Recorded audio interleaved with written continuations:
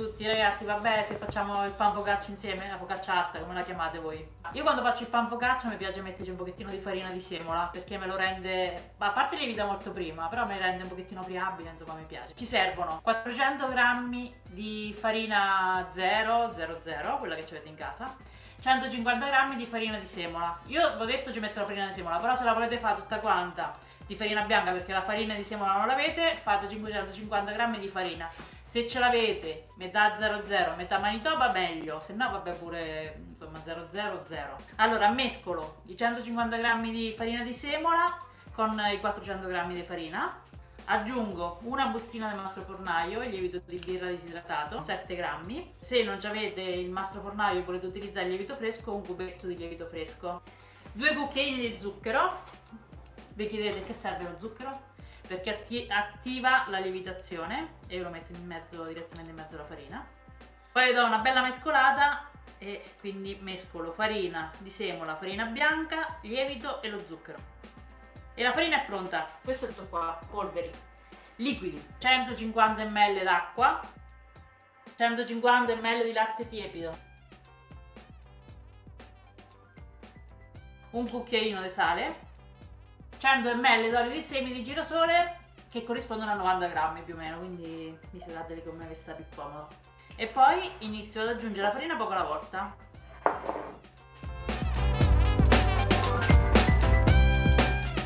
Allora, tanti mi chiedono, no? Come fai quando impasti con le mani? Il segreto è di usare un po' le dita come se fosse un'impastatrice, quindi non mettete dentro tutta la mano, ma utilizzate solamente le dita per mescolare, fate così poi sporcate di meno.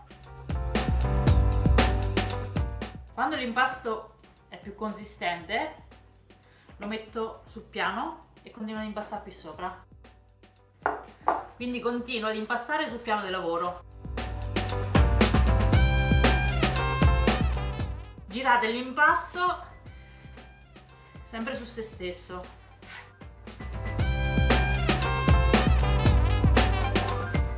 Lo arrotoli un pochettino su se stessa.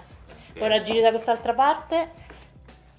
Continuiamo a lavorare energicamente fino a quando l'impasto non è tutto quanto sodo e elastico. Okay. Più lo lavoriamo, più viene alta la focaccia, più viene soffice e lievita anche prima. L'ho menata, si dice menata, abbastanza. È diventata una bella pagnottella. Facciamo vedere. Vedi come torna su? Va bene. E adesso questo impasto lo metto in una ciotola. Io faccio la croce di solito sopra gli impasti, perché nonna mi ha insegnato così. Ci aiuta anche a capire se si sta lievitando bene, perché la croce si apre e si allarga e quindi ci rendiamo meglio conto della lievitazione. Copriamo con pellicola. Che faccio io di solito? La metto a lievitare dentro al forno, ma non con il forno acceso. Allora, o lo accendete per pochissimi secondi e lo spegnete, così si scalda, però non deve essere bollente, tipo deve essere a una temperatura di 40 gradi, oppure accendete la lucina, che il calore che si crea all'interno vi fa lievitare l'impasto più velocemente. Questo qua è il pan focaccia con la farina di semola, un'oretta e mezza impiega a lievitare.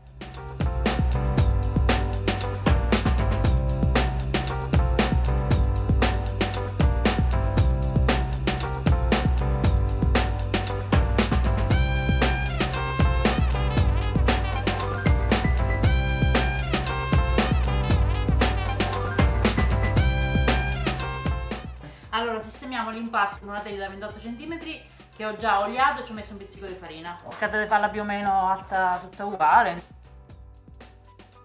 Ricopriamo la focaccia con la pellicola e la facciamo lievitare ancora per una ventina di minuti, ok? Al calduccio. Allora, quindi scoperchiamo. Adesso preparo un'emulsione, si chiama emulsione, no? L'olio sì, con tipo 100 ml d'acqua e l'olio, un paio di cucchiai, faccio occhio perché tanto. Gli do una sbattutella. Ok, l'emulsione è pronta, facciamo i buchi, bucherelliamo. Non volete sporcare il pennellino. Gli diamo tutta una bella spennellata.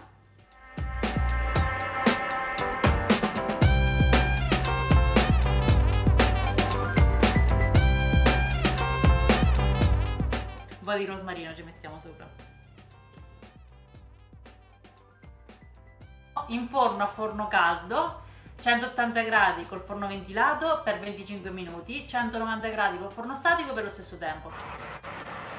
Anche qua mi chiedete in tanti a che altezza metto del forno. Allora io parto sempre seconda griglia dal basso.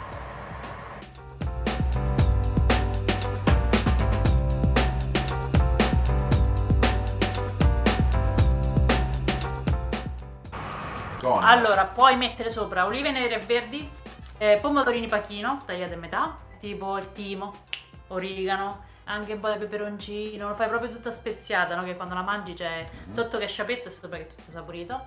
Poi si potrebbe fare tagliata a metà farcita di mortadella come intendevo mangiarla io questa sera. E adesso sforniamo.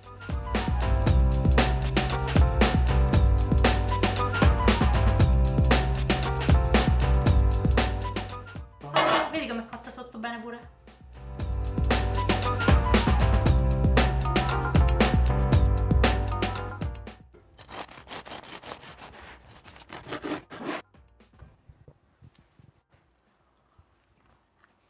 Buona. È buona. L'ho fatta in casa per voi. Provate a farla, fatemi sapere nei commenti se la rifate e ci vediamo prestissimo. Un abbraccio. Ciao. Ciao, grazie ragazzi, grazie per la compagnia.